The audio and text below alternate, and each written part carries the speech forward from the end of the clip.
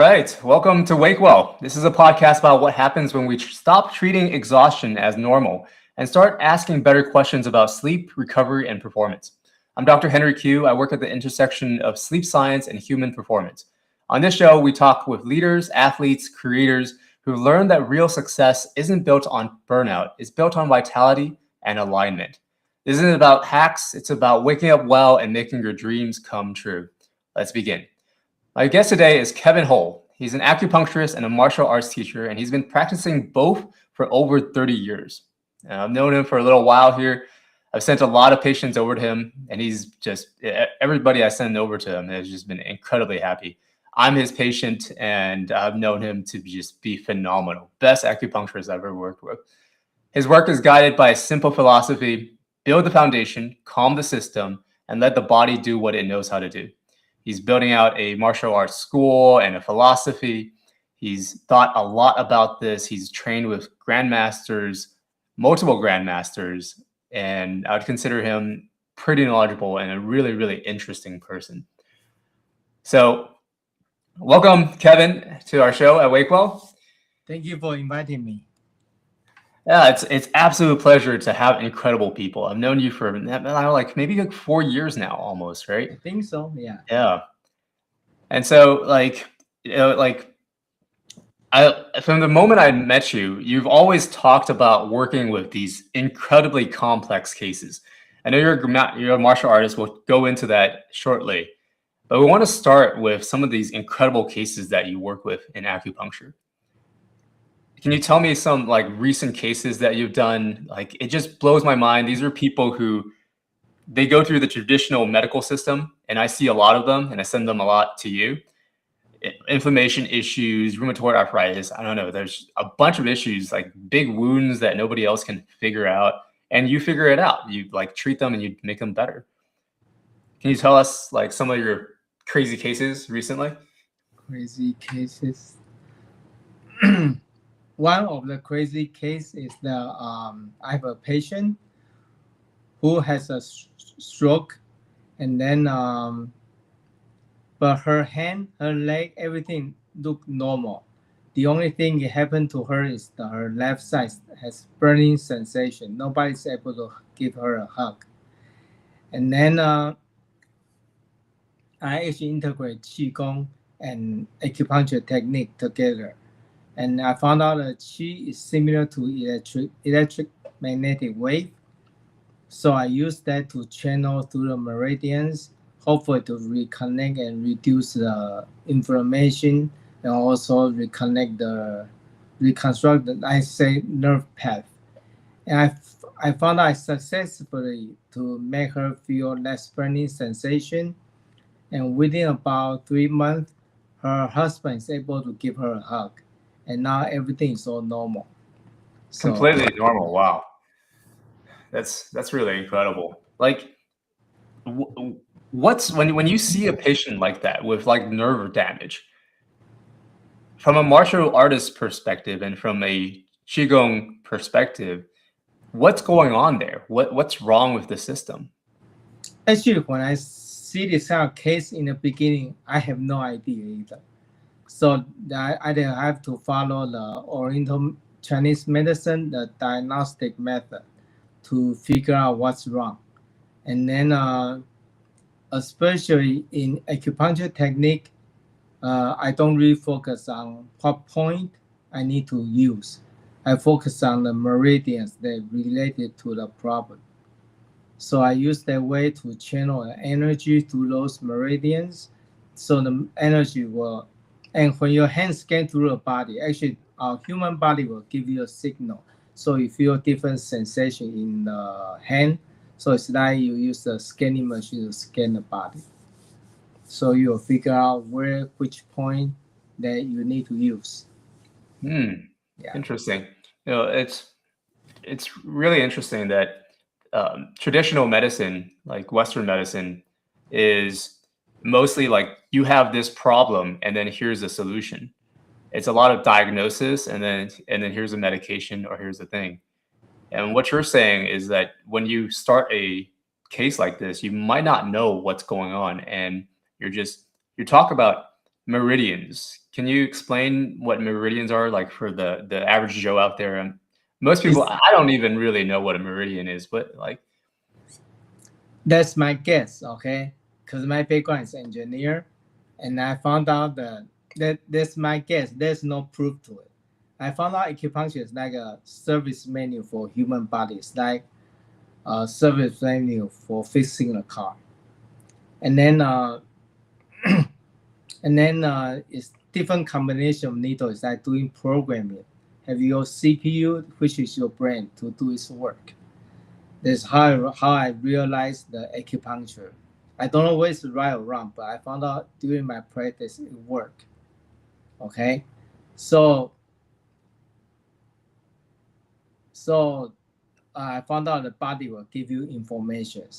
So when your hand is so sensitive, actually when you insert needle into a body, the needle will also give you different sensation, give you information. So through those changes, you will know whether the body improved or not. And so-called meridians, I think for me it's like electrical circuit, how the electrical signal communicate with your body. That's how I comprehend the acupuncture. It's not like you can say it's not physically there, but it's still there. Just like what Einstein said, right? Material is there, but it's also not there. You can explain it in waveform, in frequency theory to explain the object. So same thing with that. you have like with the moment I met you, you've always had something that helped me connect with you a little bit more, which is your engineering background. For the people out there, I'm Chinese and have a Chinese lineage. Acupuncturists are usually from an Eastern lineage. And I did not believe in acupuncture, just maybe 5, 6 years ago. When I Until started, I don't believe in acupuncture too. yeah. Yeah. So like I met you, and because you talk about acupuncture like an electrical circuit, like I can understand physics, I can understand electricity, wires, nervous systems. I have a neuroscience background, so I understand that. And you made it make sense for me. So like what made a difference for you? Like you didn't believe in it, but then how did you start to believe in it? After I integrate Qi Gong with acupuncture together, so I start to understand how it works. Because when I was intern, when I put a needle into patient's body, I still have doubt whether this will work or not. But during the practice, I feel needle at different position, they give you different sensations. Sometimes the needle will feel cold, sometimes will feel hot, and sometimes when you insert needle to a point, if patient feel pain, that's just some realization. The realization I have when patient feel pain, I just stop there. But after a couple minutes of treatment, you will feel like the acupuncture point they start to open up, and you can feel the sensation we try to suck the needle in. So at that time when you push it, they will not feel pain. And then at that time it's like Chinese we call De Qi. Maybe it's a connection with the meridian. So it means you turn on something. So that's why I said there are still a lot to study about to make acupuncture very scientifically or in a very engineered view. So you will know where is the on-off switch to turn on and turn off. That's still my thought. I don't know how to prove it yet. I mean, that makes sense. I have a neuroscience background, and I mean, you probably understand neuroscience also because that's probably what you study. You study nerves, and to me, the nerves in our body are just electrical wires, and they just shoot electricity. And a lot of times, if we have, like you said, inflammation, something like presses on the nerves, and like people say they have a pinched nerve, and then because of that they have like tingly sensations, or you have a stroke, you might lose that electricity going through that sensation, and then you might have some other alternative sensation. So what did you learn about nerves? What are nerves to you?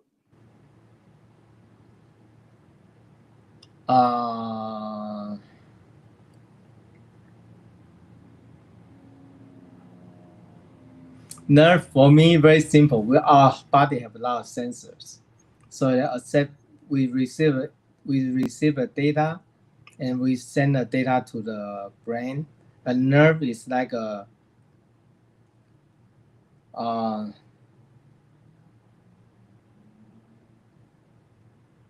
I think the nerve has so many functions. One is for your movement, right? They control your movement, so many different things.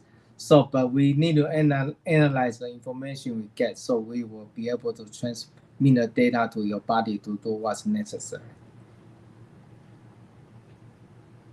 So, speaking of nerves, right, and movement, so much of it in movement is related to martial arts. And a lot of the things that you did before, you've been in martial arts for a while now, right? Yeah. Did martial arts come first, or did it come after acupuncture? Martial art came first. So how did martial arts enter your life? While I was in high school, prepared to into college, I was in Taiwan, and I saw a master who wielded a sword, and the style I never seen it before. And so at that time, I asked him where I can learn from him. He said okay, and he said that's why he said okay. I don't know how to describe it. He said I'm a very special student, so he teach me that. And I found out I might be the only few knows about this style, and maybe the only one who realized how this style work. So when you started, what did you discover? What was the style? The name is really weird. We call Qin Ping Nan Jian, like according to my master, it's the oldest swordsmanship style in history. There's like a combination of different swordsmanship styles. No, it's just one swordsmanship style, but the philosophy behind that make everything, no matter what branch or what style, they always follow into this principle. What kind of principle, this is a swordsmanship style, what kind of principles are inside of that? Let me make one example. There are so many different philosophy behind it. For example, you hold a sword, it's like hold a sword to deal with people. And then you need, in my philosophy, I feel the sword is like a tree. So when people want to attack you, you just go around the tree so they can never attack you. If they want to really attack you, they will go through the tree, so it means they commit suicide. I didn't want to kill them. Okay, so when you, and then according to my master, the swordsmanship is called, he say it's called sword with wisdom. And then that's how I feel. You don't have the intention to kill people. When you're holding a sword, it's not like feeling like it's a weapon. But when people want to attack you, it's just like a tree between you and the enemy. So if they have very strong intention, want to kill you, they commit suicide.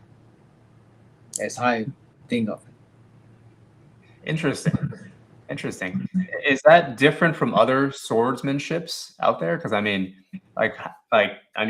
does that mean that your swordsmanship, you don't like swing the sword at people? No, we still swing, right? And then swing is to protect yourself. Just like a tree, the tree has to be as big as your body width so it can protect you. So when you go around, nobody can catch you. That's a philosophy. That's how I feel about my swordsmanship. Interesting. I mean, like a sword is like very small. How can it be a tree? No, when you're holding the sword, right, the handle is right here, but the extension of the tip of blades around here, so it's the protection. And then when you hold it like this, you create a distance between you and the enemy. So it's almost like it's like a force field because it's the volumetric radius of the sword Yeah. which creates the tree. Interesting. Your space. Yeah. Interesting. So like you've practiced many years. Did you start to recognize like energy? What did you realize on your martial arts journey? How did it change you?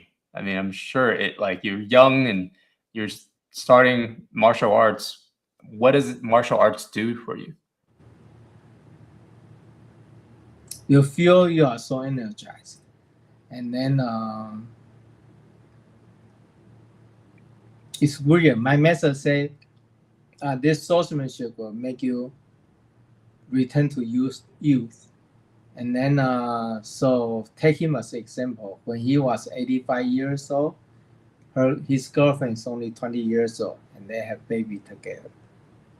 So you should know how powerful the energy is.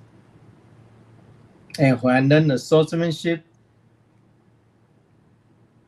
I feel a connection between heaven and earth. You feel something just going through you. So that's something different. Interesting. It's hard to imagine for most people to feel energy going through them. What does that feel like? And like how do you think that happens? I mean, you work with energy, you work with meridians. So as the acupuncture and energy relates to swordsmanship, how does that all like come together? All right. One time I was learning a stance similar to horse stance or something very special stance. And then when master does not move, you as a student, you do not dare to move at all. So we stand there for more than 1 hour. And suddenly I feel from the center bottom of your feet has something flowing, and you feel your leg is like it's like people push the air into your leg. It's like balloon, like blowing the balloon up. When that happens, suddenly you found out you don't need to use any muscle power. You just sustain there, and then you don't feel tired at all. But the first hour, you just keep on moving, get so sore, whatever. But when that start to happen, you just feel you can stand still. Doesn't feel any soreness or any pain. It's a very weird sensation. But if I practice myself without my master in front of me, I don't think I can achieve that because I'm lazy. Well, it all just takes a little bit more practice. No, you need to commit to feel the pain before you have that. I see. Interesting. So what does that to say about like energy? Like how does that affect your understanding of acupuncture, of energy, meridians? Actually, everybody all have energy. And then the reason I understand through all this practice, you start to feel the flow. So when you practice Qi Gong, you don't try to guide the energy. Whatever your mind think, the energy follow your mind. So in the beginning, better not move anything. That try to sense where the energy is, and energy will tell you what's the correct way to flow. Okay, if you have bad intention, so for example, you throw the punch, right? Punch, you also need to use your force, your energy. When you have bad intention, so your force is so strong. So that's why cultivate the mind is the foundation of you practice the Qi. So that's very important. What do you mean by cultivation of the mind? Like by reading books, by thinking more? Happy thoughts. They're thinking about happy things. Okay. When we are at the moment of happiness, you don't have any bad thoughts or negative things to think. There's a how to say this? There's a realm of happiness. You feel just happy. That's all. So that's why every day you think about whatever happened in your life, you feel so happy. So you just meditate on the thoughts. and use a thought to wash through your body from top to down. It sounds great. And I'm sure it's always harder than it is.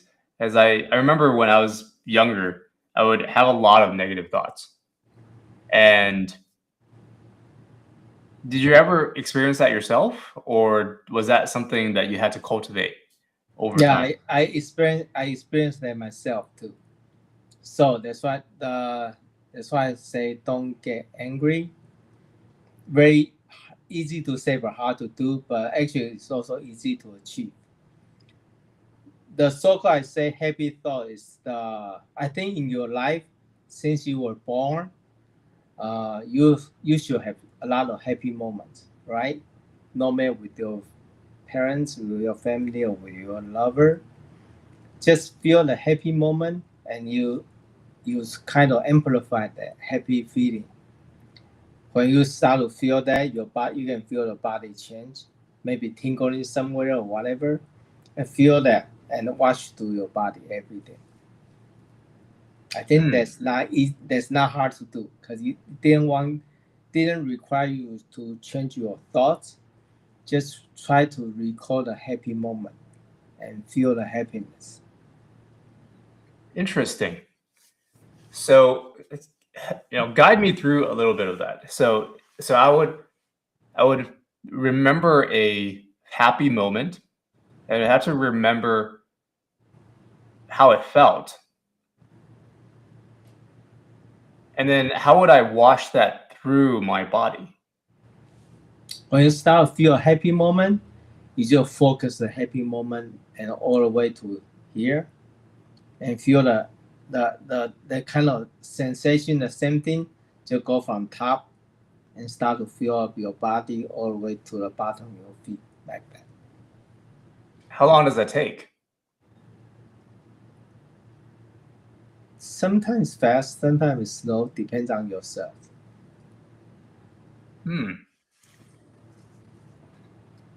So does that mean I have to like stop what I'm doing and focus on it to I think when you wake up, you don't need to do anything, right?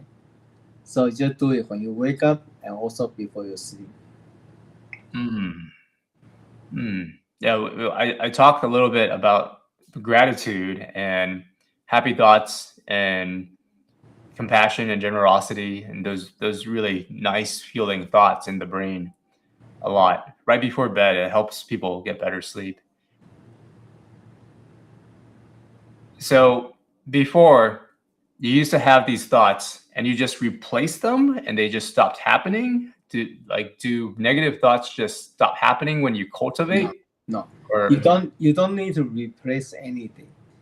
Just like when you take shower, you use water to wash your away, make you clean. Same thing. You don't need to replace anything.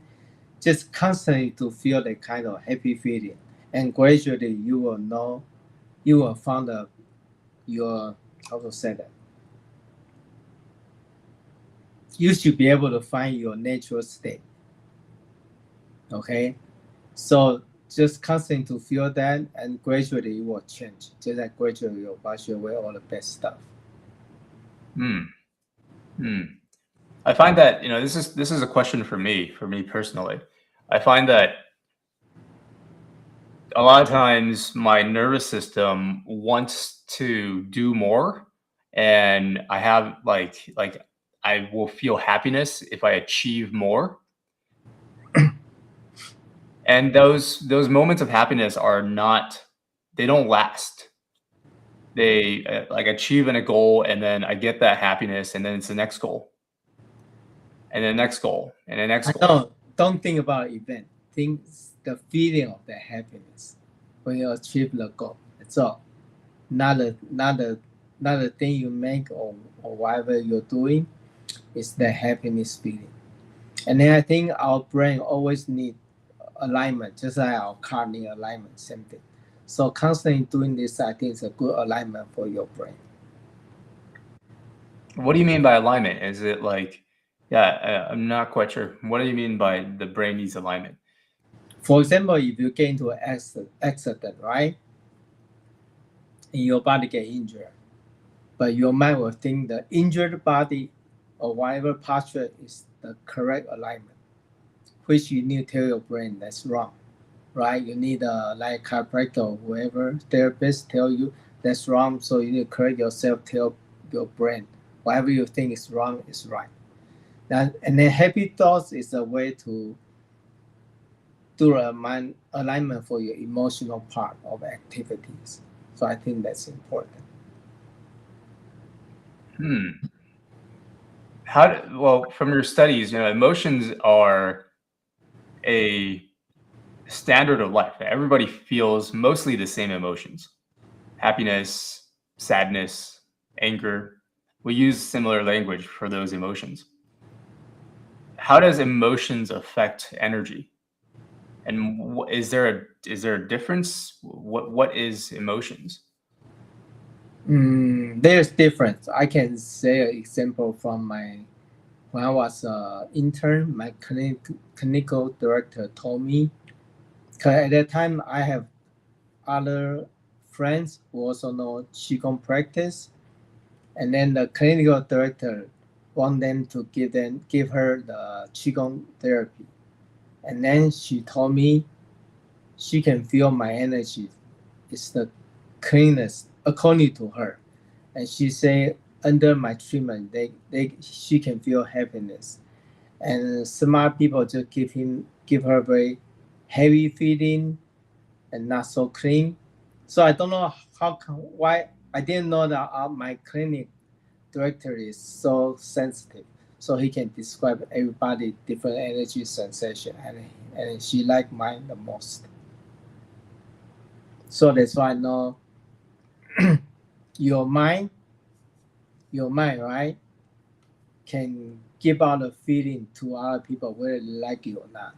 Just if, for example, I always say that if there's a people making a speech and we have an audience, a lot of audience, but he or she didn't mention any bad stuff or didn't want to swear at you or didn't blame you, but now 100% of people like her or him because of energy conflict. There we all have different frequency of energy that emit out from your body. So sometimes you see this person, you just say no, I don't like her, for no reason. So that's why the only way to create your mind to make you be able to see things clear. Meditation is good, but happy thought to align your mind is very important. That's how you see things.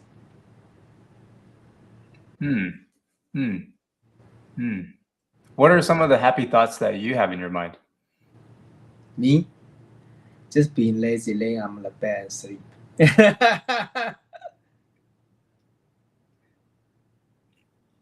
Actually, for me, I have no idea. For example, if like people angry at me, but those things I don't even register in my brain, just goes away. So I have no idea. I was happy. There's got to be a moment of transformation there, because I also experienced that, where before my mind used to be filled with negative thoughts. I'd always be judgmental, always critical of myself, always comparing myself.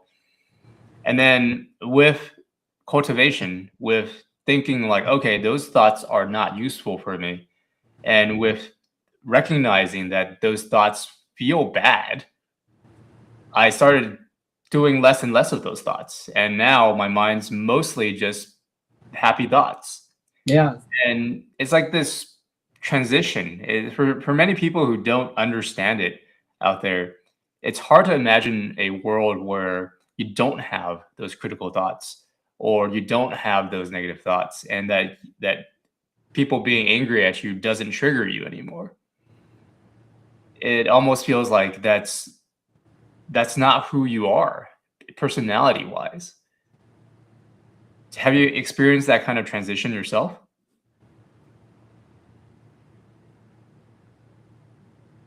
I know I'm always happy. So that's why I say happy thought can align your mind. It's like giving a shower to your brain, just like you having shower to your body. You don't need to know how shower help you to clean, but you just stand there for a long time to clean it, right? Sometimes I realize that sometimes when I talk to you, you're just so pure because you simplify thoughts down to just embodiment, like what's in the body.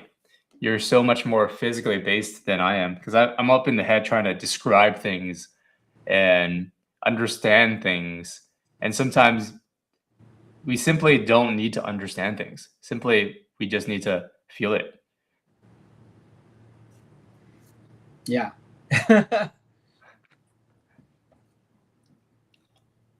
That's pretty incredible. So you've worked with multiple grandmasters, right? So are there differences between the grandmasters? Did you learn different things Yeah, from them? I learned different things from them, and to me, I think I'm lucky to meet them, and they are crazy enough for me to think I cannot even be like them. They are too powerful. What do you mean by powerful? Like, can you describe what is powerful? Just like my soul master, he can hold the soul in the hand, and I don't know how he did it. He can just step on the ground, the soul just fly out of his hand and stuck into a tree. And my Qi Gong master can use the one finger to drill a hole on the rock. It's not a brick; it's the rock. I get it from river, so there's nobody can do trick. And he can open a rock. You can tell him how much crack you want. He can make it happen. He won't say just crack the rock. He can just make a crack to a certain point you want it to stop. He has that accuracy. And I also have the other master who was the bodyguard of the president. And his speed, his power is so incredible.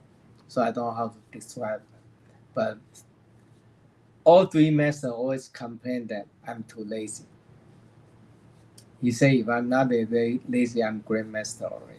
But I told them I feel it's enough, so it's okay.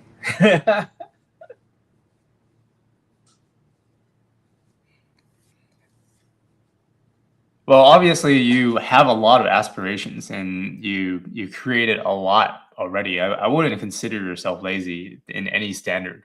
Like you're a pretty aspirational guy yourself. You practice acupuncture and you always try to do your best. So beyond just the martial arts, what else, like, what are you passionate about? I, Music. can you tell me more about why you're passionate about music? I know since I was little, I practiced piano and love music. I love classical music very crazy. I was also a tenor myself. I also went to Coburn School to get trained, and I just like that because the music make you so happy. It's just for me, yeah. Hmm. Hmm.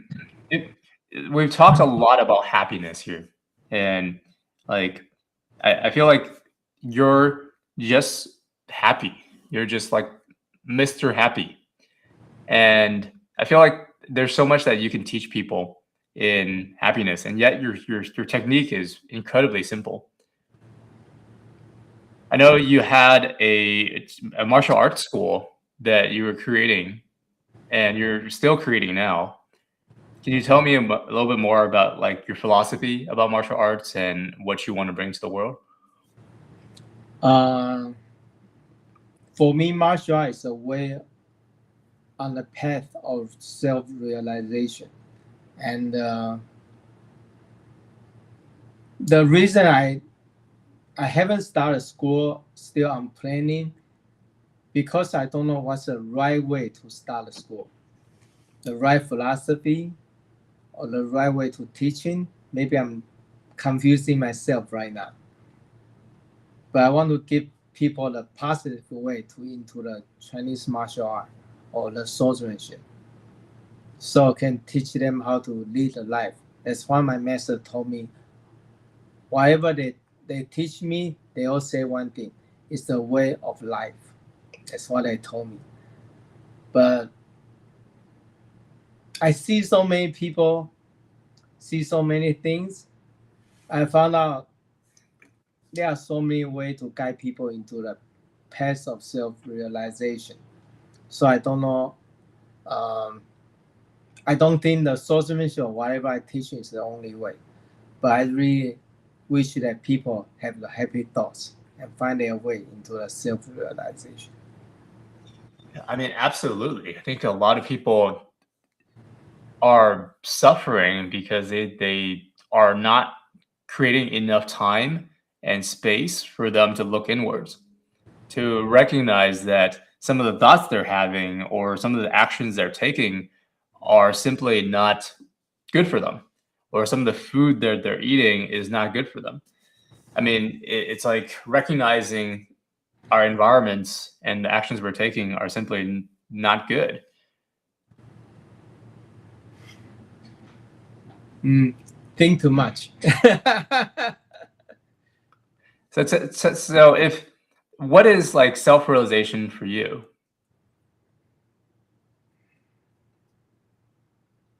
Still in process, but I think I'm on the way there. Because before we reach there, you don't know what it is, right?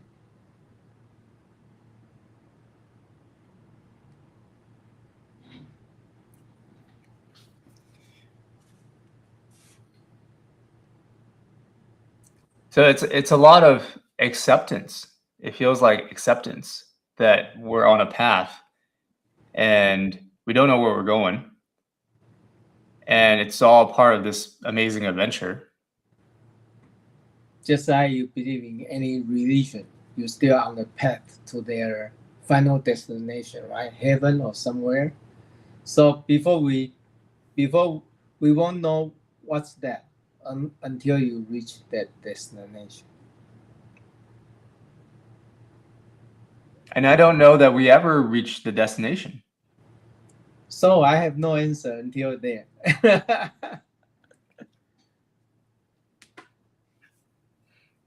So how does doing martial arts provide more of that philosophy?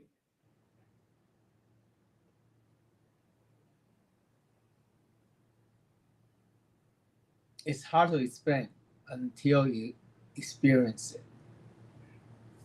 And for example, I try to teach this martial art. Teach this swordsmanship. So far, I haven't seen anyone able to get it. Not yet. None. Wow. Wow. It's quite mysterious. So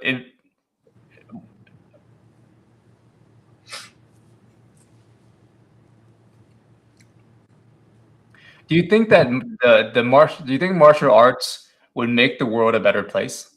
I mean, we're entering a place where, like, I saw this thing say, like,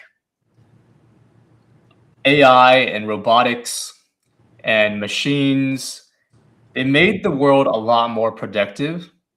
And now there's this massive race to the top of the world through robotics and AI. And the goal is to create utopia so that nobody has to ever work again.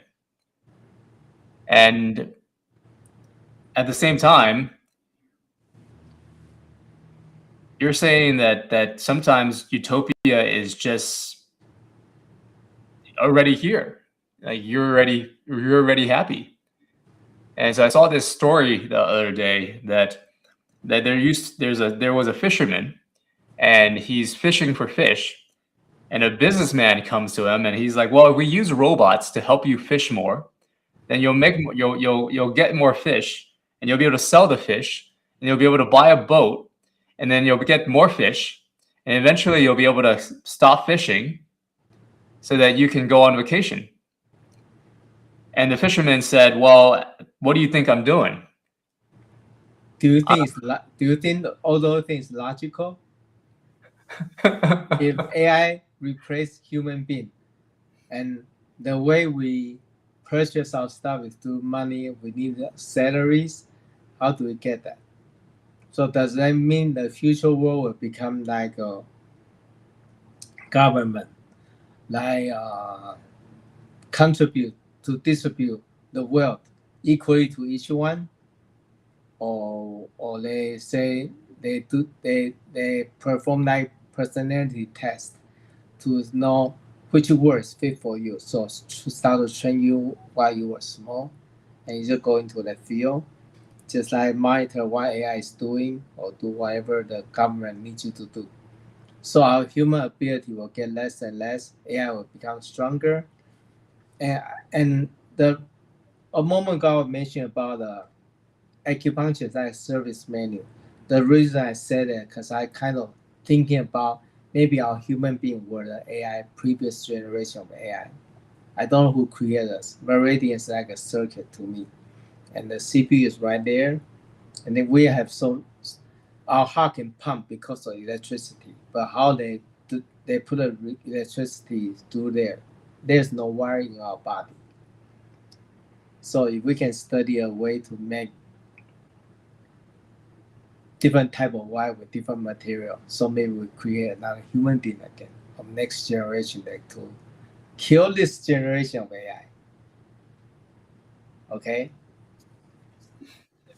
I mean, that's where it's going. I mean, with super intelligence and all of that, it's like, what's the point of this version of AI? It's my ability to download information is very, very slow. I read at this speed when an AI reads at like a million times faster than I do, and it Because talks. they don't use eye to read, right? Yeah. They have data in the cloud, so It's a lot better, and so do you think humans can be happy without work?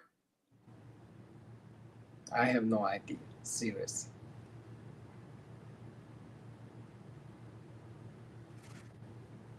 Well,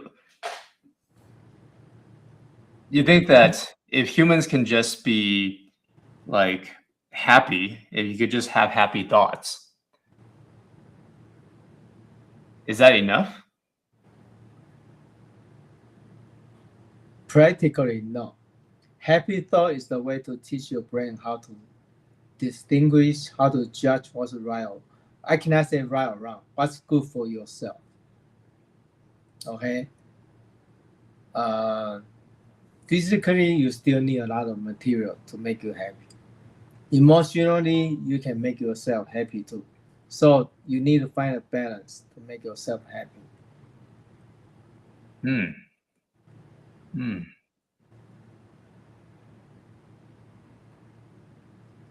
Do you see something from your perspective? You have a very unique perspective. Engineering, martial arts, Qi Gong, and acupuncture. From your perspective, do you think there's something missing that people should have in the future that would make them more resilient and be more happy?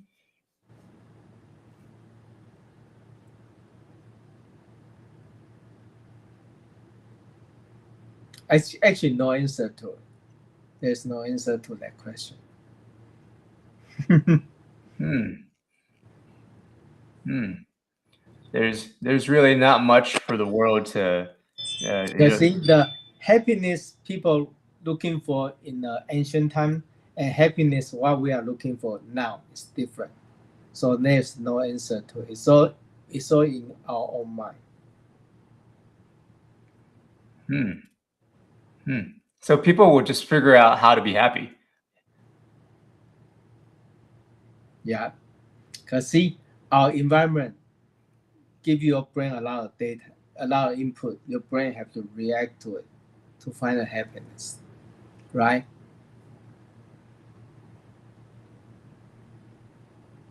Wow. I mean, it's it's crazy the kind of future that we're walking into. And what do you see? Where does martial arts play? Where does martial arts? What role does martial arts play in the future when there's robots and there's like, and potentially there's like medication that helps you live forever? Maybe they can, in the future, they can produce your own organ too, right? So you will live forever. Maybe you don't even need to have baby through a female body. They can make an artificial womb to do it too. So I don't know what the world will become. And regarding martial art, in the future, I think martial art is a very good practice to let human body feel where you come from. Because in the beginning, martial art is like a defensive tool, defensive practice through a life experience in ancient time. You want to protect yourself, right? And those experience, those philosophies going through your life experience. So when we practice that ourselves, we actually make our body strong for the health. It's not go out to kill people. AI is stronger than you. Robot is stronger than you, right? So martial art in the future, I think just like fitness, but martial art is like practice. Like it's not like regular fitness. You practice certain muscle only, because martial art practice to teach your whole body how to move. They integrate all the movement together, all muscle together, how to coordinate with each other to achieve whatever you want to do. And if you only do like certain muscle, you can do this, but you cannot even do a fast punch because it combines a lot of different stuff together. So I think martial art you can study separate into different movement. Sometimes I use that for physiotherapy to help my patient how to regain their range of motion. So they have so many usage for martial art. You just need to gear toward like what purpose you want. But I know martial art is like training of your body, stretching your all the movement. So this can keep you healthy. That's what I think. But I found out there are a lot of movements also can contribute into medical field to have people recover faster. I use those things to help people who cannot walk. I have a little girl who has brain surgery, and then now he start walking. I teach her how to do horse stand. I modify a little bit of the horse stand so get her legs stronger, and also different kind of position to align the ankle. Because when she lost the power of her ankle, the full ankle is like this. This cannot even position right now. Everything is balanced right now, and she can walk right now. It take me about 8 months to make it happen. Yeah.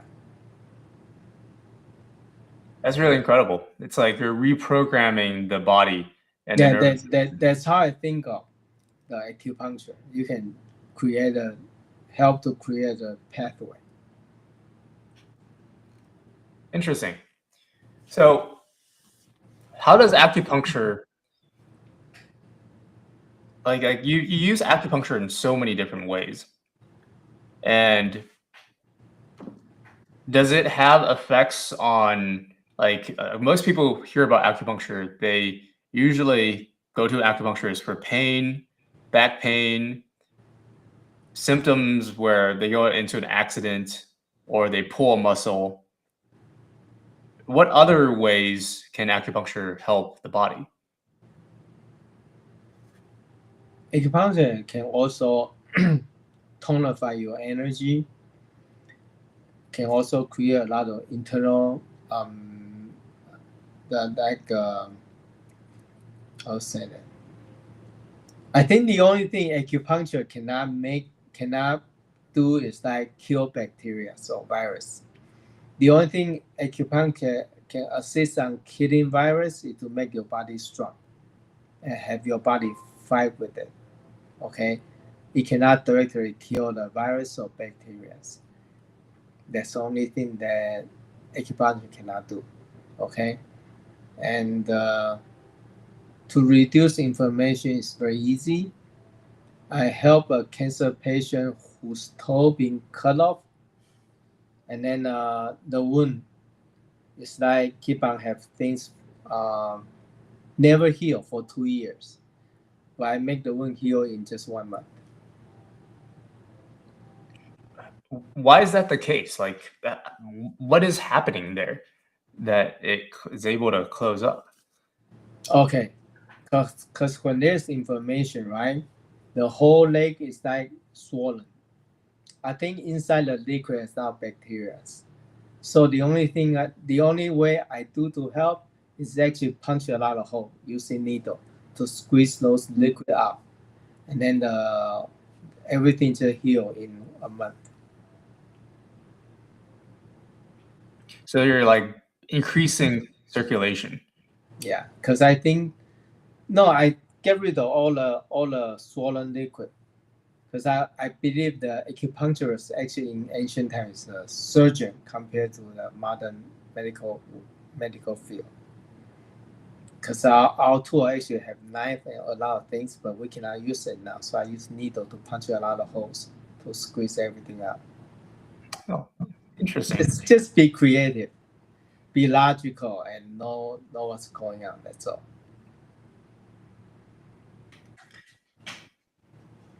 What other things have you treated with acupuncture? And you've told me some incredible stories of some like things that I couldn't even believe. Like you just if you just say a lot of these stories, it's just unbelievable the kind of things that you can do with acupuncture. I know. I just follow logic. And so there's always.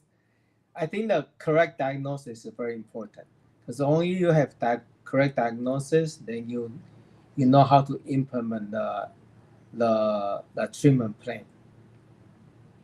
Okay, so diagnosis is very important. Can you tell me more about like so you talked earlier about Eastern medicine diagnosis. How is that different from traditional medicine, Western medicine diagnosis, and like what are you diagnosing? Actually, I think both side diagnosis is very important. So when patient come, I always ask how your doctors say about your problem. Then from those description, I use a Chinese medicine way to find out. As Chinese medicine, most of the time treating the symptom, and from the symptom from whatever you see, you will know we're having problem. So I remember there was a Chinese doctor I like so much. When you go visit him, he will do diagnosis, give you medicine for only 2 or 3 days. And from how your symptoms change, he will know whether he made I will say diagnosis making guess. So whether you make close or right guess or not. If not, you need to change. So there's a way we figure out what's right for the problem. So there's nothing say I can do this. I say always correct. No, you need to try to figure out what's the correct way to implement. That's really interesting because most of the time in traditional Western medicine, we do blood tests and we do hard data tests that say, okay, you have this problem, and there's no guessing involved.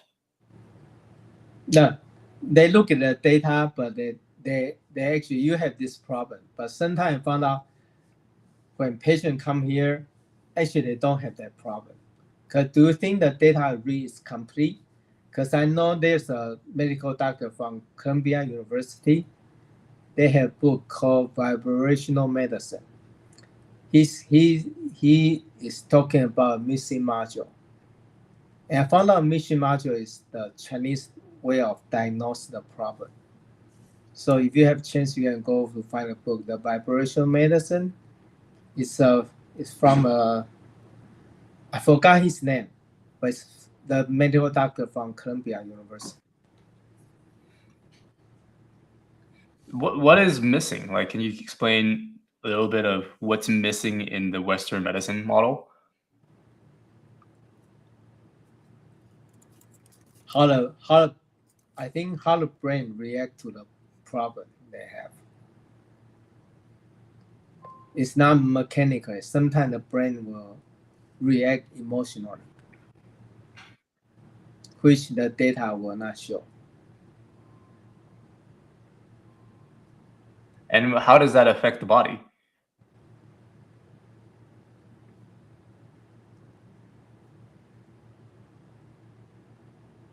I'm not expert in that, so I don't know how to answer that. But I know there's a missing module. You need to look at things from two different directions to get better picture of what's going on. So say you have a patient that comes to you, their physician says they're diabetic. You have diabetes. And then they also have other problems going on in their body. They have like cancer. And I've talked to you before about different problems, and you always help focus it on like, is it stress related? Is it like emotions? And after therapy with you, after acupuncture with you, I always feel more relaxed. And I feel like my head is now, like my mind and my thoughts are now a little bit more separated from what's going on in my body. And I feel like that allows my body to heal because I'm not stressed out about the problem. So, like, you see a lot of patients with some really bizarre problems. You know, they could be emotional, they could have problems emotionally with diabetes or with other problems. Can you describe some of those patients for us and like what happens with their emotions? Like, what happens when you treat things from an Eastern perspective?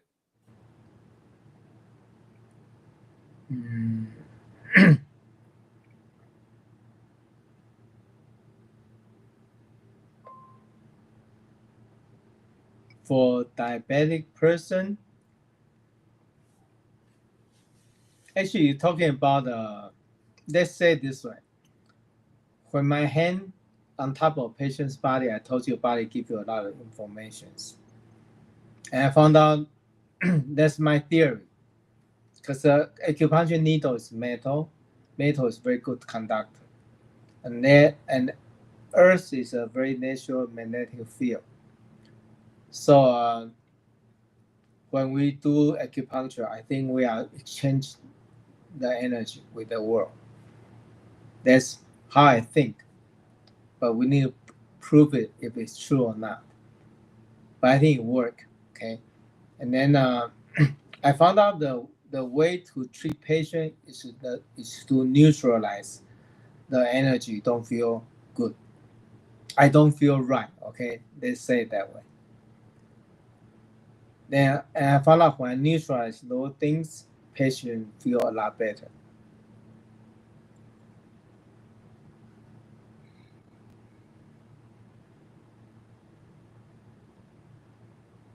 Yeah, you're right. It's like after therapy, I just don't really think so much about the problem. I feel like disconnected with the problem. And for some reason, my like sometimes I'm very sore after acupuncture. Yeah, my torture. Yeah, it's but at the same time, it feels relaxed. Like you wouldn't think that something that I would come to you and I'd say, "Hey, I feel like unwell, like generally unwell. I feel stressed out. My body feels stressed out." And then I don't feel any pain coming to you, and I feel more pain and I feel more sore after the session with you, but I feel better. Why is that? It's why I say neutralize the negative. They say neutralize the negative energy.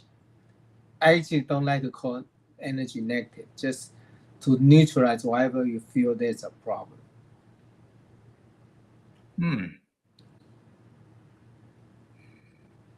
How does acupuncture neutralize things?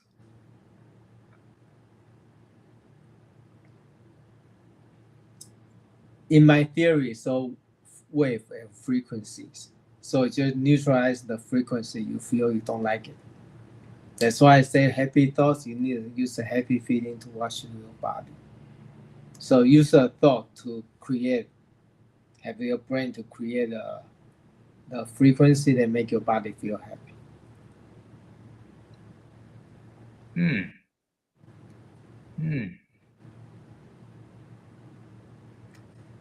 Do you think that the happy thoughts in the brain and creating that higher frequency to neutralize the body is similar to acupuncture?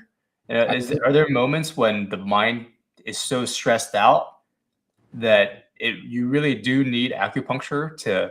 Actually, I remember I told you my acupuncture techniques I integrate with Qi energy. So I actually perform Qi Gong on top of needles, so I feel a difference. And I found out sometime after a session, for example, one group of body feel the needle so cold like in the freezer, but after my treatment, you suddenly feel the coldness disappear. That's when I pull out a needle. When you guys finish, you feel a difference. Interesting. Do you think that people who are not trained in Qi Gong will feel that? Is that something that you learn in school, or is that just something that you learn on your own? There's something I realized on my own, but I know a lot of times when you touch a needle, some needle is very cold, some needle is not so cold, some needle is warm. So they all have different sensation, carry different messages. Interesting. What is it? I mean, if it's cold and warm, is warm always better, or can it be hot and not be good? I never really feel something really hot, but when I use my hand swing through the body, if the cold feeling means it's just injuries, soreness or pain. If something like knife piercing my hand or some heat with knife together, maybe there's tumor or there's some swollen coming out. Okay, so there are so many sensations I'm still studying right now. So, but these two are the one I figure out because I treat a lot of cancer patients. They actually get very good result from me. Like, actually, you can say, oh, my breast cancer patients, their doctor all say it's amazing, doesn't need to remove the breast.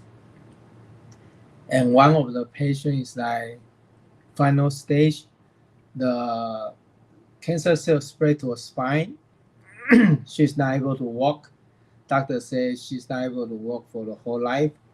But within about 6 months, I'm able to make her start to walk again with a walker. And now she can walk without walker. So I think I also, in acupuncture, there's something called 华佗夹脊. I actually use a different technique with 华佗夹脊. So when people has like scoliosis, I can make their spine straight in just one treatment.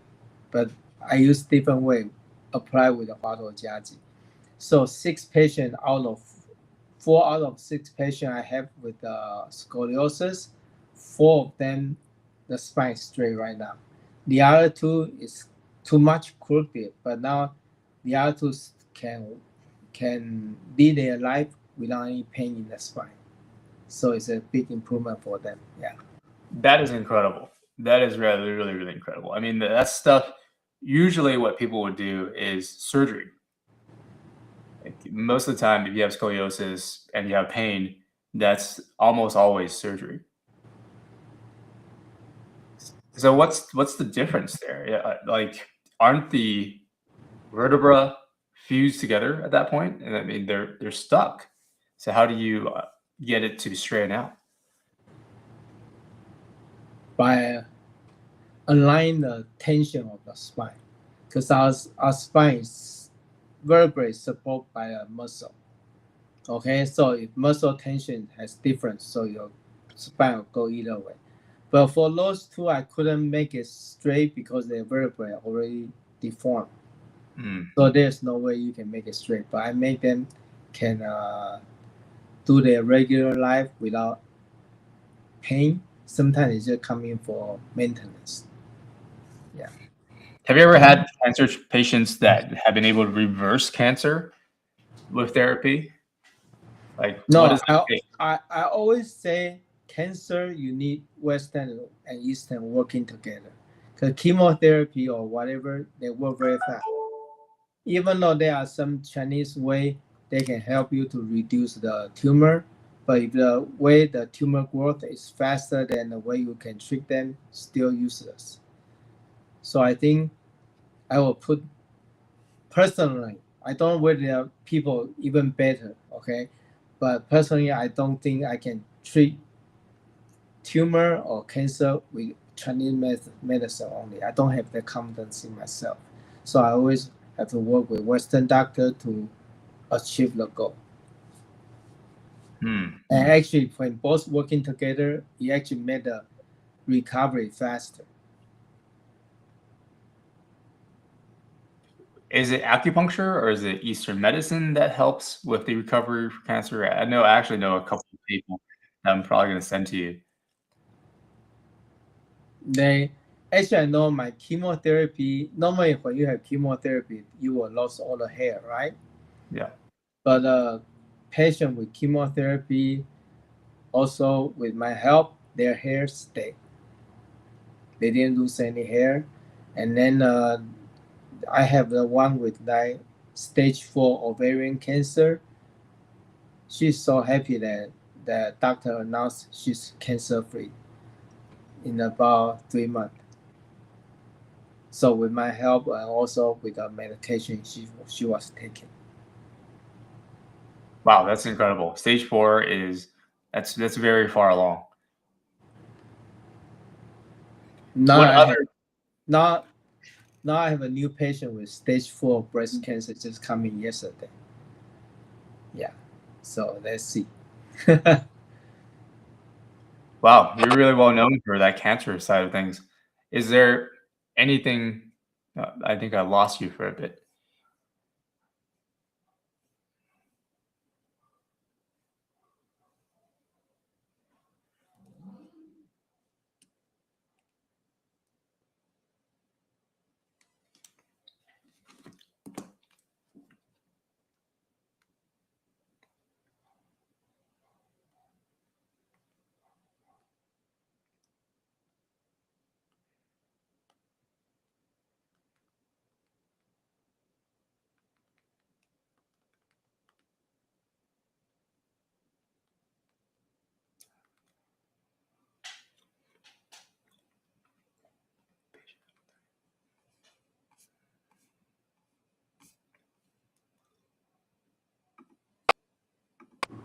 Hello? Yeah, there you are. Hello, hello. Can you hear me?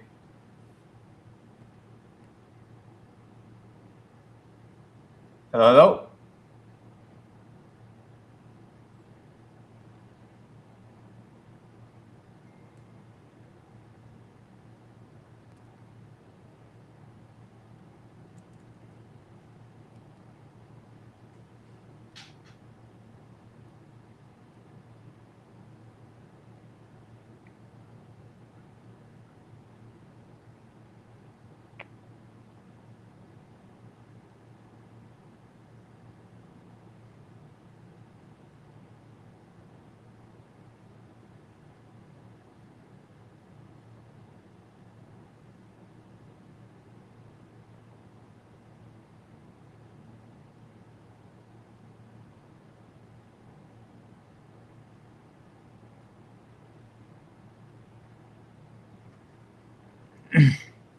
Hello, hello.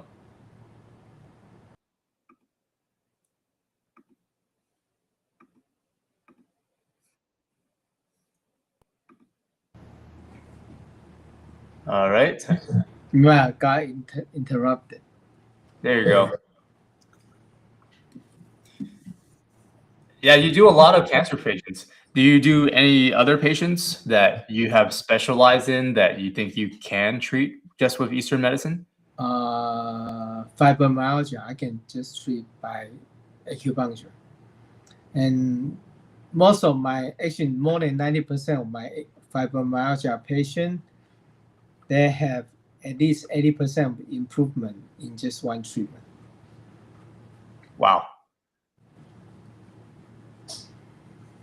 Can you explain a little bit more about how's that possible? Use energy to neutralize whatever I don't feel right. That's all.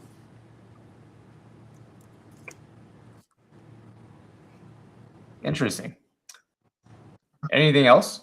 No, that's all. That's why I'm thinking we might be able to create a machine to do acupuncture without needle. That's my thought from my experience. Yeah.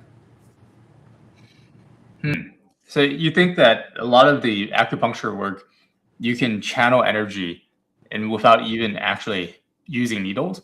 Yes.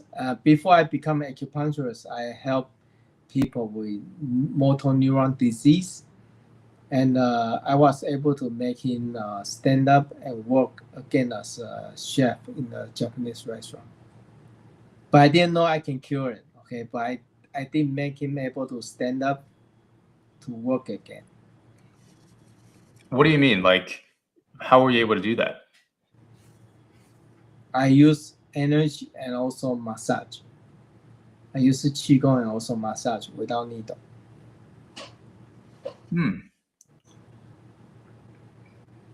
Because I found out most of the nerve-related problem using a Qi Gong is very effective.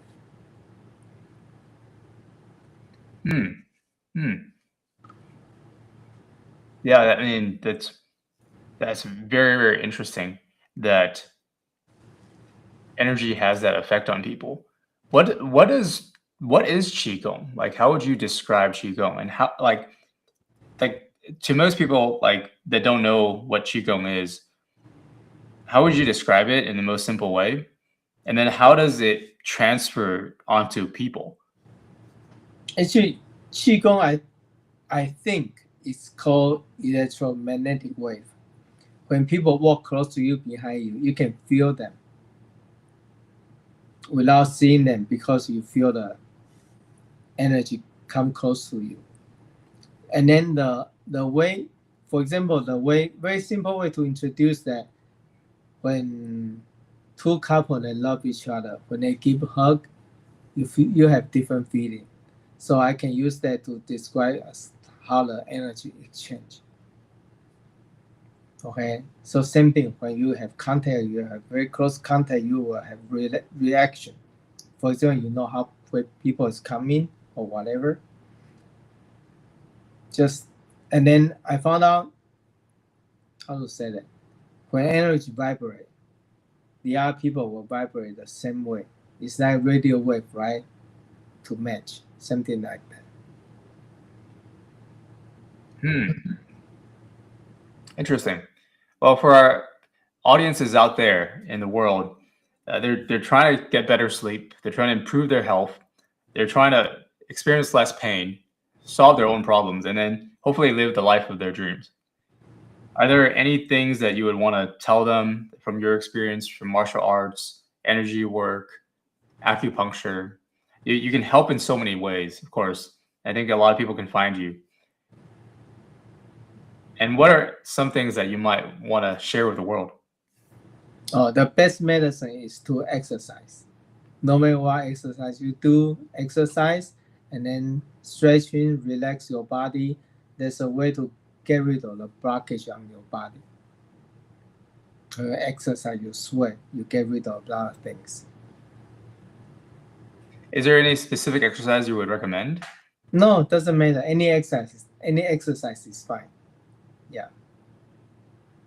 Doesn't need to be martial art or whatever. Just make yourself sweat and don't get injured. Don't. When you do weight training, I think the weight it's not important. It's a number of repetition you can make.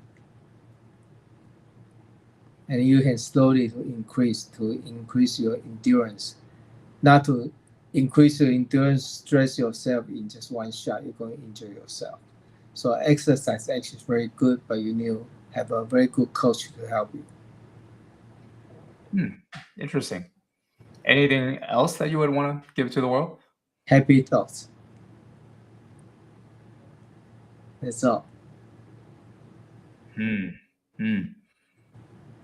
Yeah, I mean, sometimes talking to you, it's like my mind is always racing. There's always a lot of thoughts. And with you, it's always so simple. I don't know. I also have an unhappy moment, but I know it will become very fast. So maybe it's my personality. Very interesting. Well, it was great having you on this call, Kevin. And I think that you're such a gift to the world, and I can't wait to see what you create in the world, because I know you're creating some new things in the world. What's next for you in the world?